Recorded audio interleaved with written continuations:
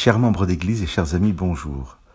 Au chapitre 26 du livre des Actes, nous avons le troisième récit de la conversion de Paul, le second que Luc, l'auteur du livre, nous raconte de la bouche de Paul lui-même.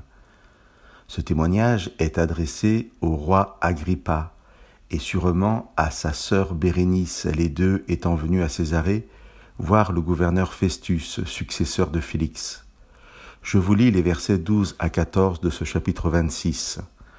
Je me rendais à Damas avec l'autorité et le mandat dont j'avais été investi par les grands prêtres, quand, vers le milieu du jour, ô roi, j'ai vu en chemin briller tout autour de moi et de mes compagnons de route une lumière venant du ciel, plus resplendissante que le soleil.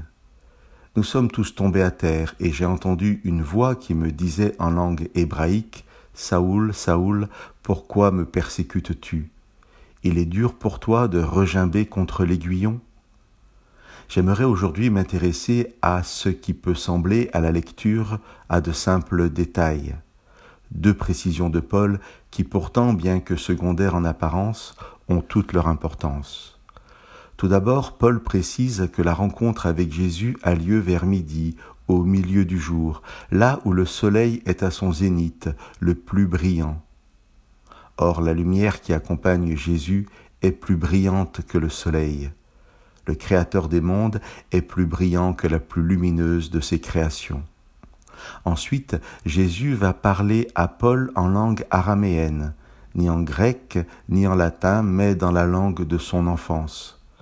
Jésus va s'adresser à Paul non pas en grec, langue que Paul utilisait couramment pour communiquer dans ses voyages, ni en latin, langue que Paul maîtrisait en tant que citoyen romain, mais dans sa langue maternelle.